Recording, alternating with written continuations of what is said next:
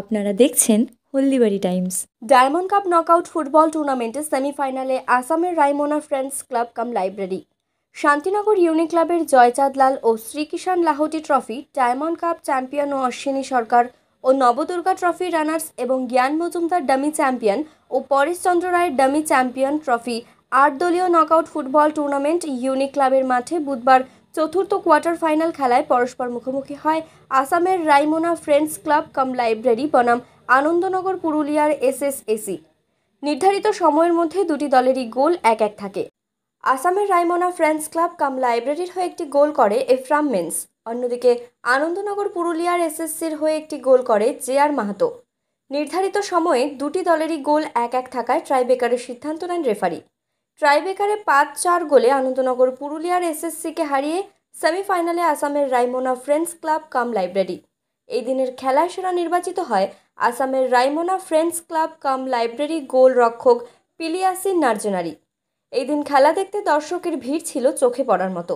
বৃহস্পতিবার প্রথম সেমিফাইনাল খেলায় পরস্পর মুখোমুখি হবে 3/9 জিআর চিন্ডিউটস এফসি ও আসামের রাইমোনা ফ্রেন্ডস ক্লাব কাম লাইব্রেরি।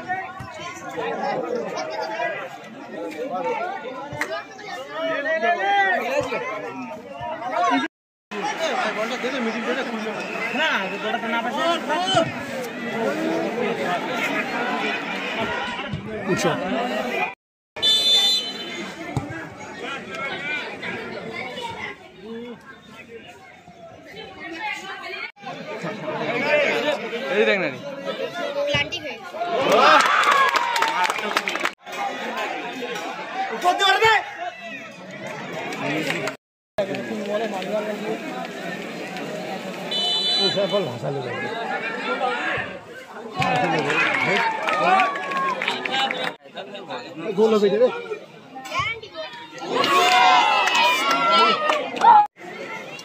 গোল।